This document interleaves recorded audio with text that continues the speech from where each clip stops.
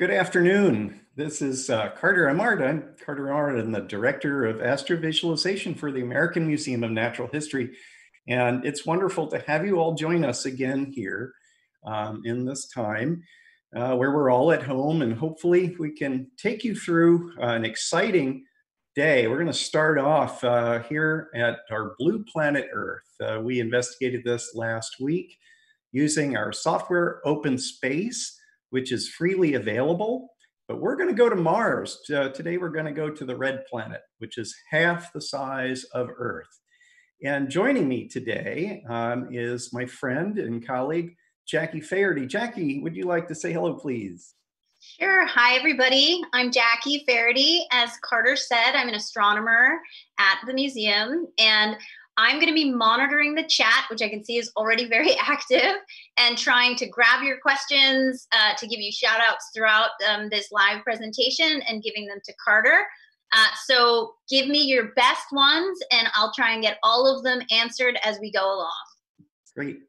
Well, Micah is joining us as well. He's our pilot today. And as we moved away from the Earth, we saw the orbit of the moon around the Earth. And just as the moon goes around us, we go around the sun, along with the inner planets of the solar system. So first is Mercury. Next out is Venus. We're number 3 with the blue orbit. And then number 4 is Mars. And so Mars is a very exciting destination because it's excited our imagination even before telescopes. When we could look at Mars up in the sky, we saw a red star. It seemed to be moving. The planets were called the wandering stars because they moved against the background stars. So as we approach Mars here, Micah's driving us. Thanks, Micah. We can kind of slow up a little bit here. We're going to see that just as with Earth having the moon, and we just saw sort of a trail of where the moon is, and of course it was full moon last night, it was exciting, is that here we see that Mars has 2 moons, Deimos, the outer moon, and the larger inner moon, Phobos. But from right here, we can see how Mars is this kind of, it's this reddish brown color. And so this color, which of course just reduced this to like what we see of Mars in the night sky of being red, the Chinese called it the fire star, this redness comes from the fact that it's brown. It's sort of reddish brown. And what we understand of this is that Mars is sort of covered with iron oxide. Think of a rust on a nail, a rusty nail. And so that this rust color is what sort of makes Mars what it looks like here.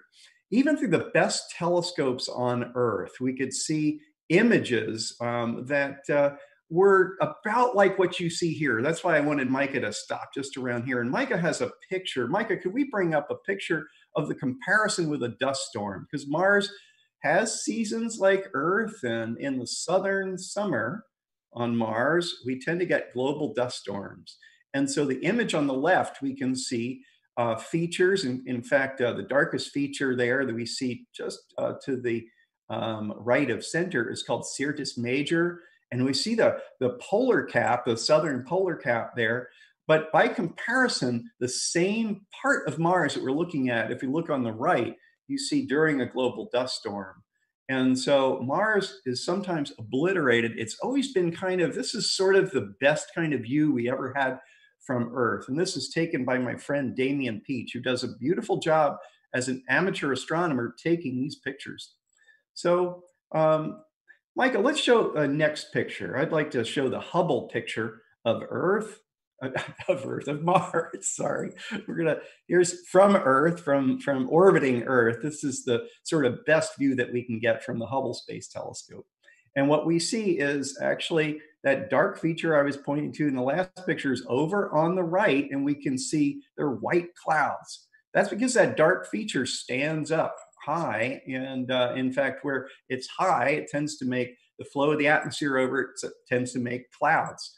And so we see those clouds. And so that Mars does have clouds, has dust storms, but we're going to show you now images from satellites that have mapped Mars. So let's just go back to our open space, please, Micah. And here we have Mars. We're coming in, And so it wasn't until we went there in the 1960s with our first spacecraft that started to get close to Mars, and they would just fly by and they would take a few pictures.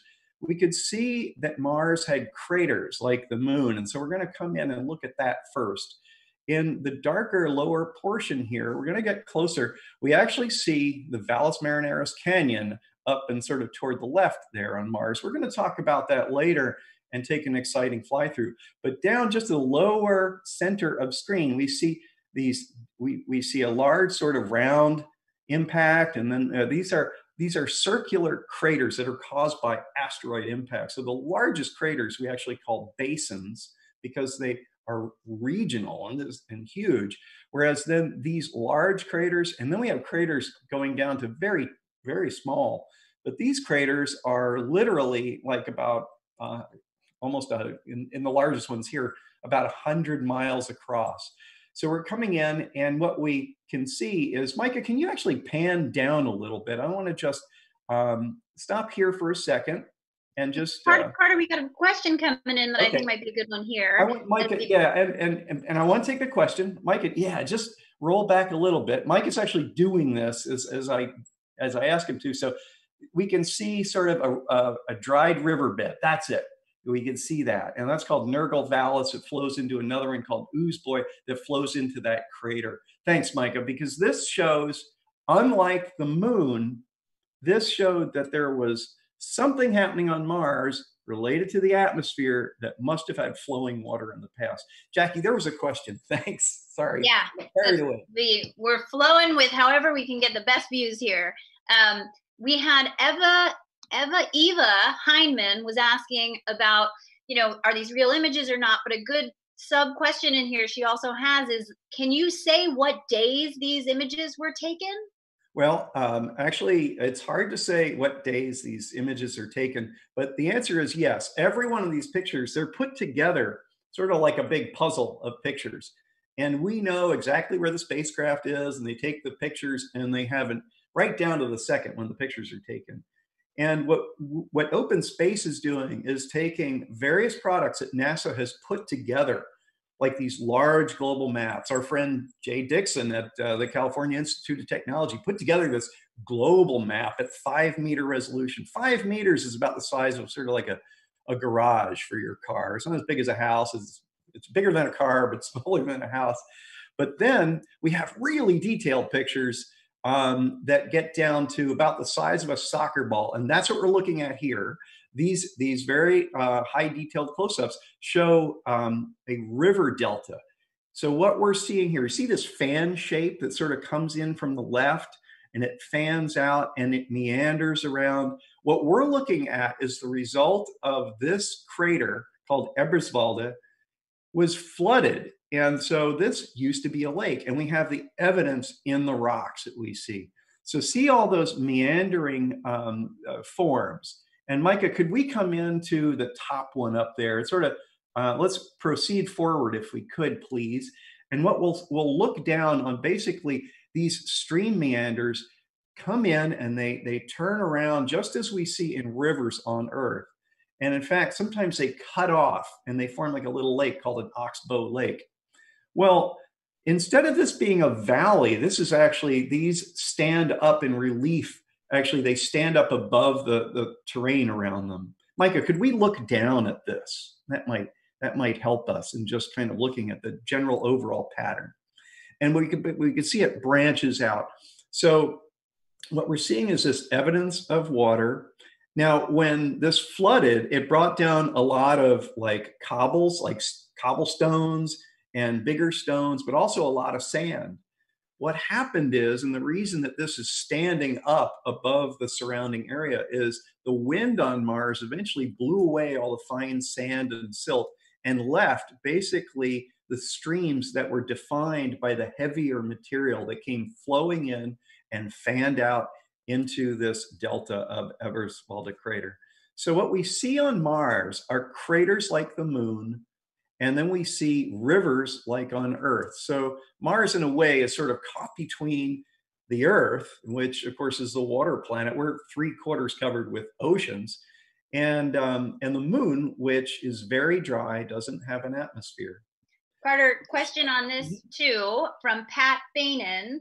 And the question is on why there are so many meteors hitting Mars. If that's a bigger number than Earth and the moon, can you do the compare and contrast? Yeah, that's actually a really important question, and thanks for asking that.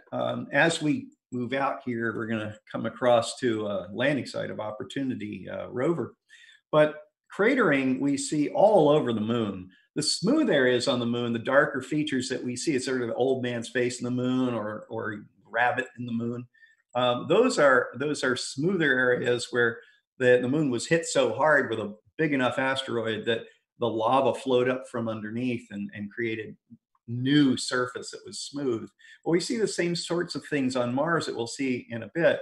But cratering, we know we have less craters on Earth now because of weathering and erosion. So with rain and so forth, it basically erodes away. It softens out the craters. And even coming in here, we're coming into an area called Meridiani.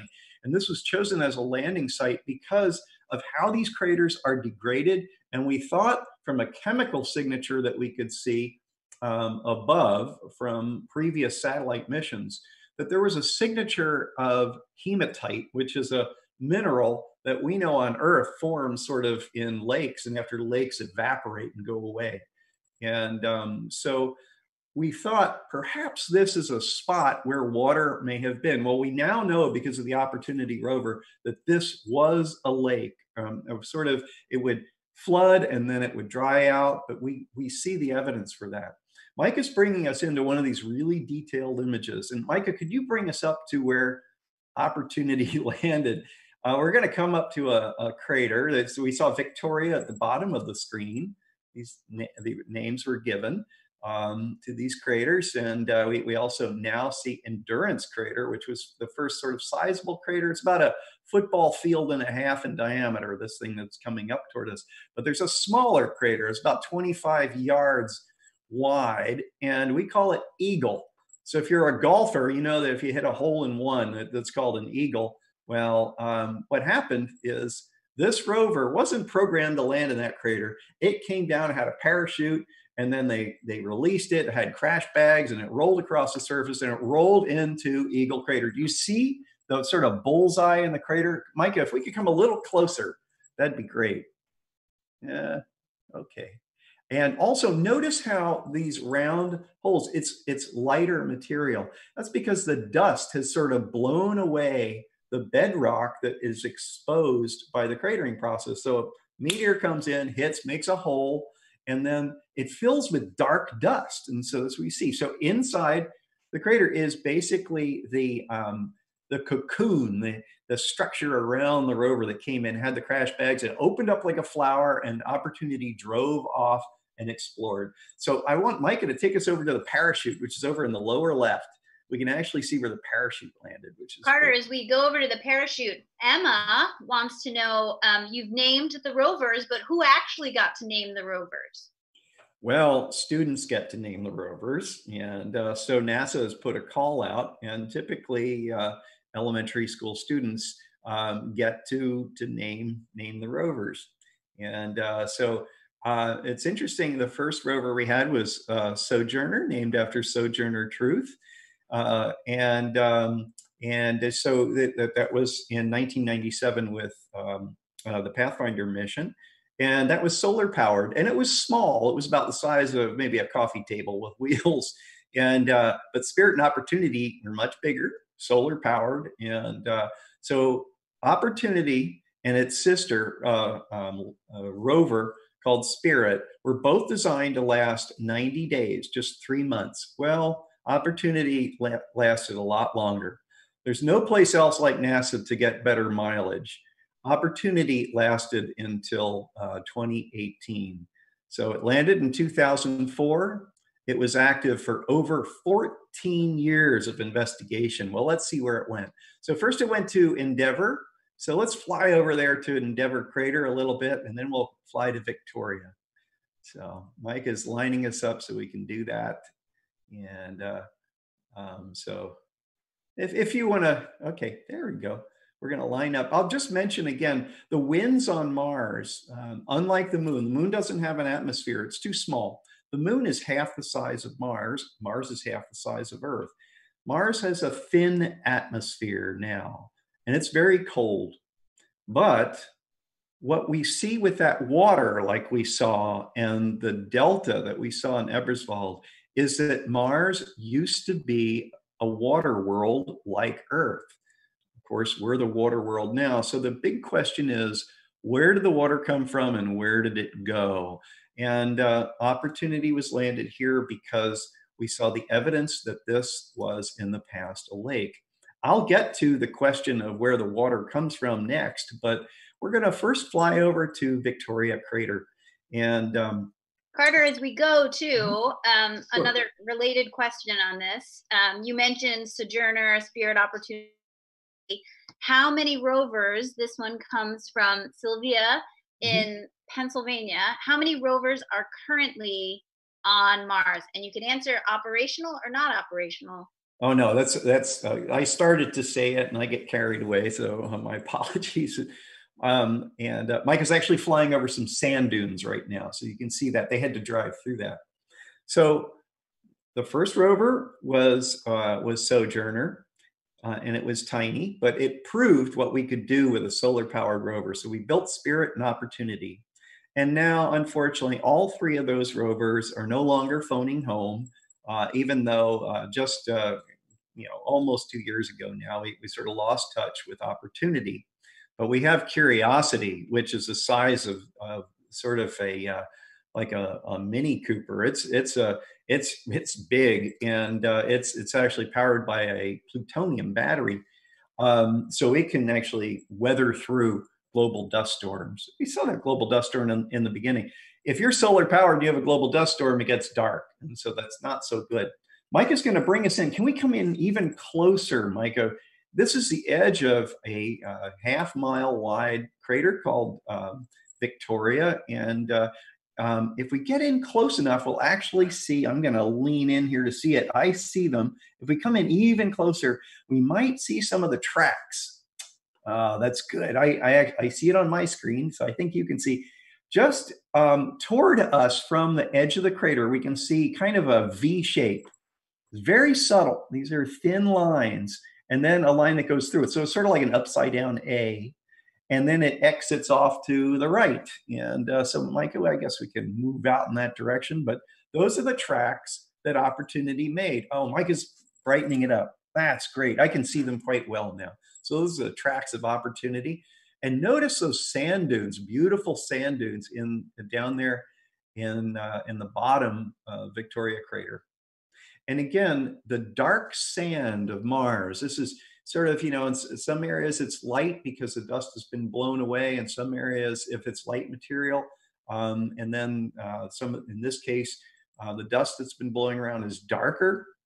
We think it's darker because it's sort of iron rich. There's a mineral called olivine, which contributes to the dust and the sand on Mars. And so if you've ever been to the Black Sand Beach in Hawaii, that's made from these sort of basaltic is the name of it, the mineral, but from the volcanoes in Hawaii.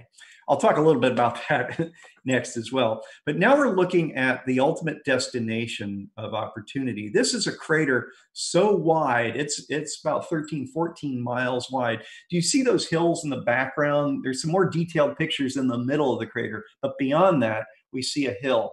And then in the right, we also see hills. So this crater used to be much more defined, but erosion, possibly these lakes, eroded it down. And Micah, right down in the middle, at the bottom of the screen, is where Opportunity went first, and it was called Cape York. And then they did a lot of investigation there, and then Opportunity spent a couple of years exploring basically this edge of a crater. Now, because craters come down and they punch a hole in the surface, making this big round hole, you can use it as a geologist. And so these rovers were designed to sort of be robot geologists. And so they carried a lot of instruments to look at the minerals and so forth. We're looking for the conditions that may have supported life, because we're not only the water planet, we're the life planet on Earth. And at Mars, seeing evidence of water, at least in the past, that Mars seems to have had water around the time life started on Earth. And so it's a very interesting question if life had started on Mars. So Mike is going to bring us now down to the final resting place here in what's called Perseverance Valley.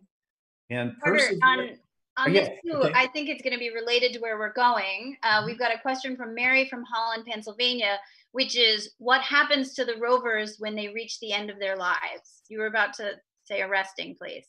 Yeah, so the rover basically uses its batteries, and then it's charged up by its power source. In the case of Curiosity, I mentioned it has kind of a plutonium battery.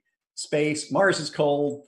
Plutonium, as it decays, is warm, and so you run a thermocouple in between, generates it's a battery essentially.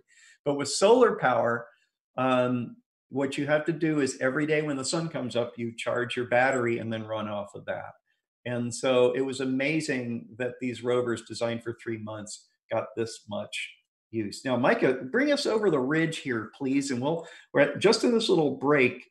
This is looking out across Perseverance Valley, or this little part. And Opportunity was hopefully going to explore down, not at the bottom of the crater, but it was going to run along the bottom part of this hill, and that you can see kind of what geologists call a bench of rock. It's think of like a bench that you can sit on, or a stair step, and you see another little crater down there and so forth. Mike is actually piloting us down so close in this image. As I mentioned, the smallest thing you can see in these images from the HiRISE camera on our Mars Reconnaissance Orbiter is something like the size of a soccer ball. So this will relate now to a picture we have, which is the last panorama of that was created by Opportunity. And so Micah's lining up. This is really nice. And then we'll ask Micah to turn on the picture. You can see sand dunes in the sort of upper right. There's a little parallel things. Ah, there it is. Notice how this picture is kind of funny. It's made up of many pictures. And this kind of is nice to show, because it shows how we map Mars even from above with our satellites, is that we take many, many pictures and we put them together, we stitch them together. And so that creates this view. And here we can actually see the view that Opportunity has. Now, I don't see Opportunity in this picture. So this picture was taken before Opportunity got there. But I'm sure several of you are probably wondering that question. Jackie, I don't know if there are any other questions relating to here. Yeah, we actually have two good ones right here. One is more a comment, maybe. Little Nito, who's 7 years old, is asking, should we just rename Mars the Sand Planet? Because you've talked so much about sand. Oh, yes. Well, it is a desert world. And a former water planet. So I think now we want to sort of ask the question more about this water question. I think the Sand Planet is a good name for Mars, because sand is everywhere. So Mike is going to turn us around here. One more here too, Carter, just because we're turning around, because Gus, who's 5, has a great question, and that is one about how expensive the rovers are and if schools can help somehow in making them. Wow. Well, that's actually the answer to that is yes. I went to the University of Colorado in Boulder, and we were one of the first universities for students to actually make a satellite. And students contribute to space missions. On the New Horizons mission to Pluto, there was a dust collector that was developed by students, I think at the University of Colorado as well. But that they are expensive, maybe upwards to about $1 billion on a bigger mission. But as I say, NASA's been investigating. In this case, these were cheaper. These were not $1 billion. I think maybe even less than half of that. Opportunity and Spirit. However, we didn't just get 90 days of investigation. We got 14 years in the case of Opportunity. Spirit didn't last that long. And Curiosity is operating over in Gale Crater right now, and that landed in 2012. So we're rising up above Mars. Now, Micah, can we go up over, we're going to go over Ares Vallis, which is to the upper left. Yeah, we're going to turn. We're going to see more of these sort of dried riverbeds. And so think about what's going on here. You have all these craters come in, boom, boom, boom, and they pulverize the surface. They're big craters and small craters. And so what it does is it pulverizes the surface. The scientists call it a regolith. It's basically a pulverized surface. And then Mars had rain. We see these flows. So what happened? Well, Mars is colder than Earth. It's farther from the sun, so it's farther from the campfire, if you want to think of it that way. And so the water would have percolated. It would have gone into the ground and frozen into ice aquifers but upwellings or other craters coming in disturbing the surface actually could create a disturbance to that ice. And in this case, we see evidence of giant outflows on Mars. And we believe that this happened after the big cratering episodes and after the rain. So let's fly over this, Micah. This is nice. And just off to the right is where Pathfinder had landed back in 1997, and dead ahead is where the Viking 1 lander landed in Chryse, Planitia. But this is Ares Vallis, and we can really see how the water scoured this area, and there's a river, there's another channel coming in from the left, and they're all running downhill. And in this case, downhill is to the upper right and flows into the Chryse Basin. Remember, I said basin is like a really big impact. So we're gonna look at, we've seen the evidence of the water, but where does water come from? So Micah, let's fly now off to, oh, actually, just before we do, I want to show the evidence that we can see ice underneath the surface. Micah has another picture. I'd love to bring that up if we could, please. And Jackie, I don't know if, I'm sure there are tons of questions. Tons of questions. And I think we have to give some shout outs to some students that are putting in here. Our Lady of Peace Lynbrook, class of 2020, is here. Oh, so welcome and watching about Mars. Mm-hmm. There's a lot of questions about the ages of things, and maybe you could comment on the last time water was probably flowing on Mars. I'd like to comment on that. But before I do, I just want to show this interesting image of a crater that happened while the Mars Reconnaissance Orbiter has been orbiting since like 2006, I believe. So what we're seeing here is that white area in the middle is actually ice that's been exposed by this crater. So we actually see the evidence of ice under the surface in various ways by various missions. But I wanted to show this picture because it actually shows like the ice exposed. So Jackie, the last time the water was flowing, that's a really good question. And Mike, we can turn off the slide now, I think. But to answer that question of when the last time water flowed on Mars is that we look at these features and we judge them by how many craters they have, or are they covered with dust and so on. The analysis and the best guesses for ages are based on the cratering record we actually see on the moon. And where the oldest moon rock is 4.5 billion years old. We know that the smooth areas on the moon are about 3 billion years old. We can tell that from like these comparisons is that Mars, here we have the canyon over on the left, and Mike is going to fly us past the canyon. We'll fly a little bit to the right, Micah. I want to also notice how we're getting less craters here. We're coming up to an area where the volcanoes are.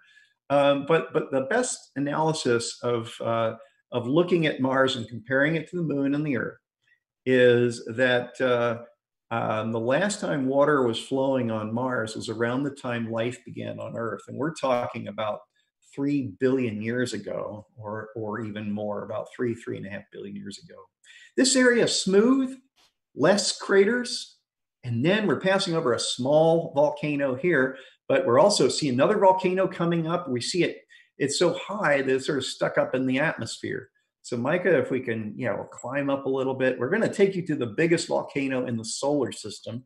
And of course, that's, some of you may already know the name. It's called Olympus Mons.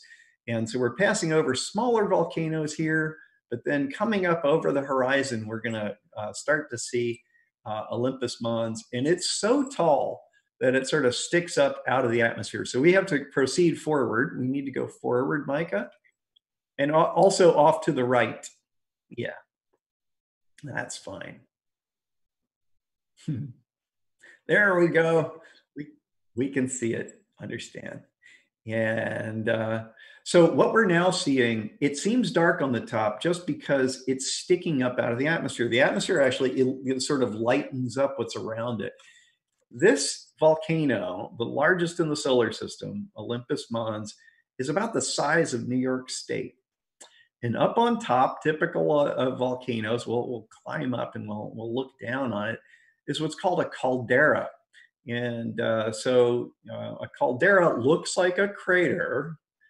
Craters that we've been seeing all over Mars are caused by asteroid impact.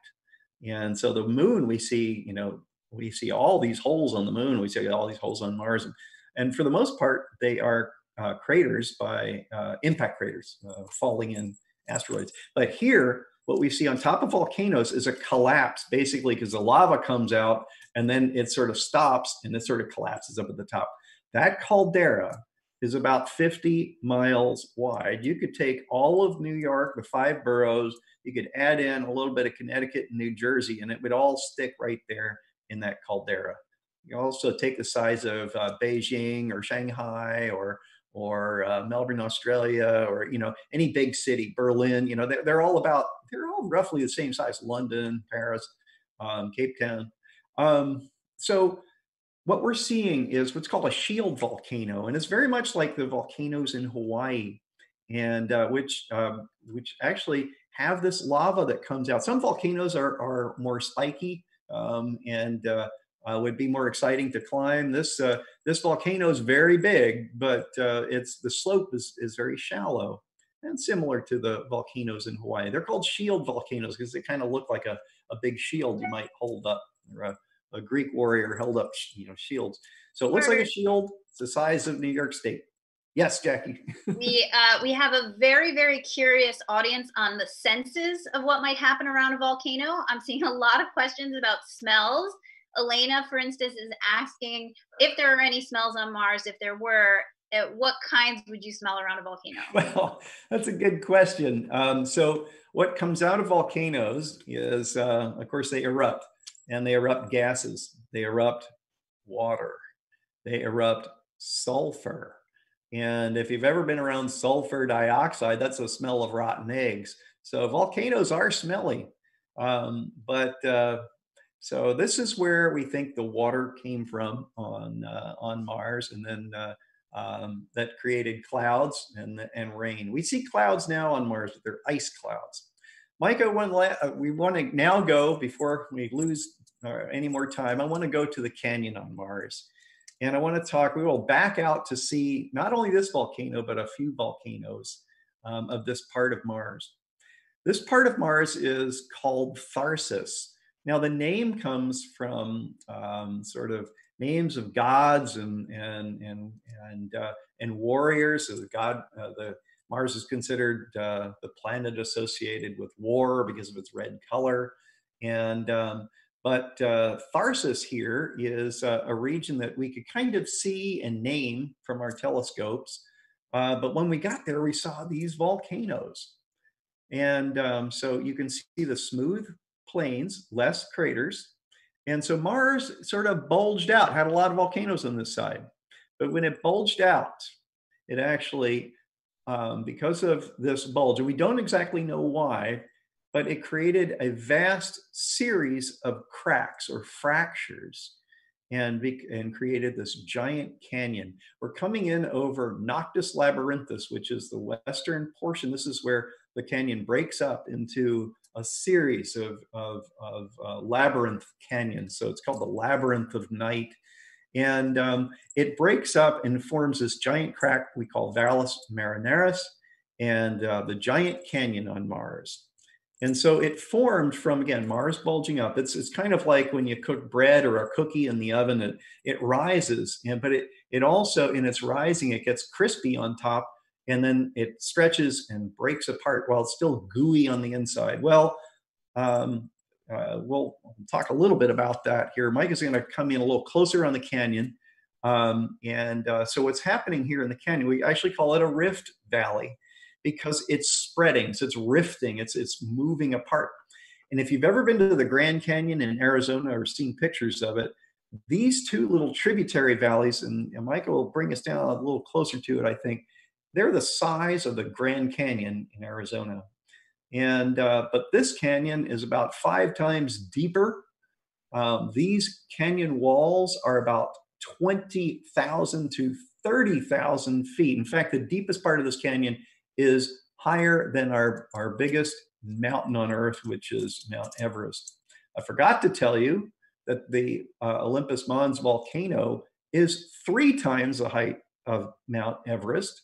And so we're really talking about here on Mars, once again, it's half the size of Earth, but has geology that makes Earth just look small by comparison. Carter, quick question in here from Luciana from Chile. And it's a question about where she's trying to get scale here in terms of how far away we are from those rover sites and whether you'd ever want to send a rover into this area. Oh, that's a really good question. We're about to come into some very spectacular scenery, and so this is where you just want to send a rover. And in fact, Mike has just added in even more detail here. We're going to come up and see some real beautiful detailed images.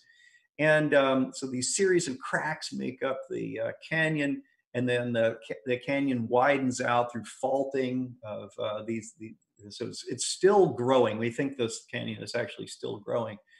But as we saw with where Opportunity landed, to be safe, we want to land in a really flat area.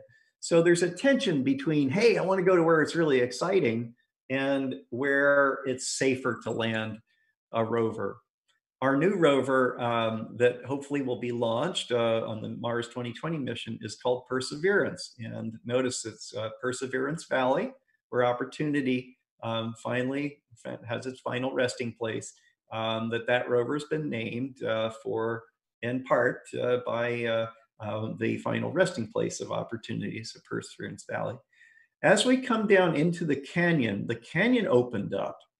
And then layers, we see evidence of layers. And Mike is coming down into some very beautiful terrain, but finely layered. Now, in the beginning, I showed you where there's dried riverbeds. So we saw basically rock, craters have been made, and then they were modified by water flow. In this case, what we see are these sort of channels. We see all sorts of interesting stuff. But as Micah gets close, we're going to see these layers. It almost looks like wood grain. And these layers, and they say, well, wait a minute. Okay, the canyon form, but where do these layers come from? They're lighter toned, and we can also tell from spectroscopy from orbit that they are made of sulfates. Now, the sulfur from the volcano, we believe, combined in the chemistry in the atmosphere and created sulfates, and that the clouds of sulfates going up and also the seasonality of Mars may have laid these down annually, year after year. We actually see layered deposits up at the poles now, where we have frozen water and frozen carbon dioxide.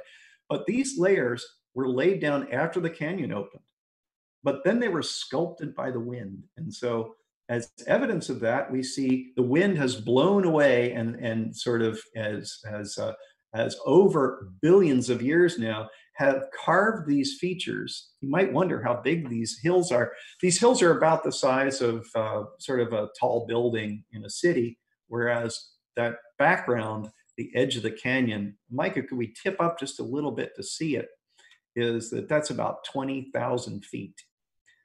And also, Mike has brought us down to some sand dunes that are right down in the lower center of view right now.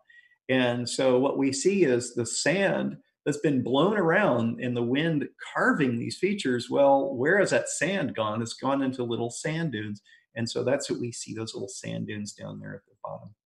So now we see this fantastic area. It's called Western Candor Chasma. So Candor is one of the canyons that makes up Valles Marineris. So we're inside the Valles Marineris, inside one of its canyons, and of tremendous scale.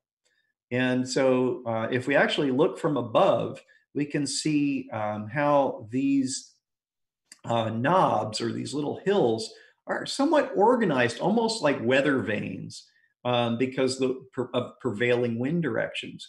And those winds are coming off the tops of the canyon. So the wind goes up, it cools, and then it sinks. And so it's coming down.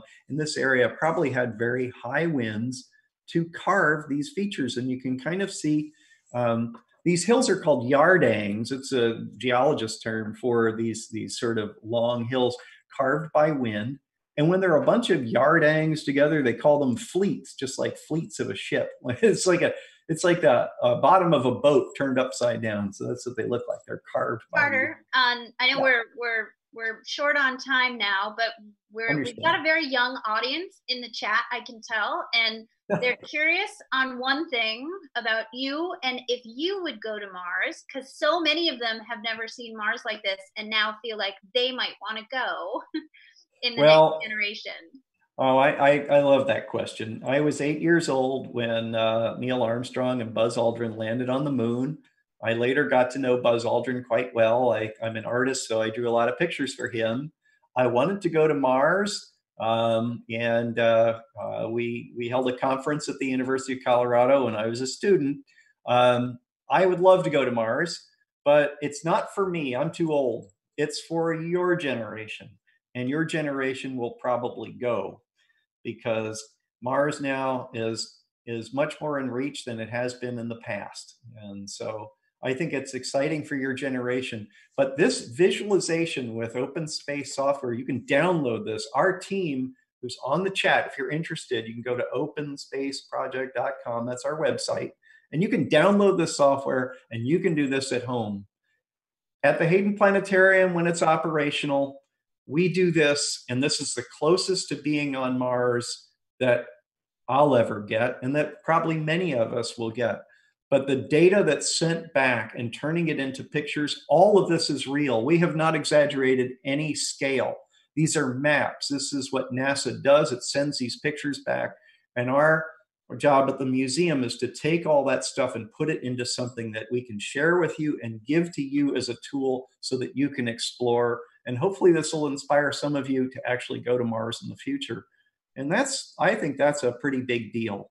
So I really want to thank you all for joining us today. We'll just take one last question on this, because I also think that I agree that there's the polar cap. We can see it down there, Jackie. I just want to point it out. Yeah, I don't blame you. When I see things in open space like this, it actually made me feel at peace with the idea that I wouldn't be going to Mars, and that I didn't really want to go anymore because I could see it so well.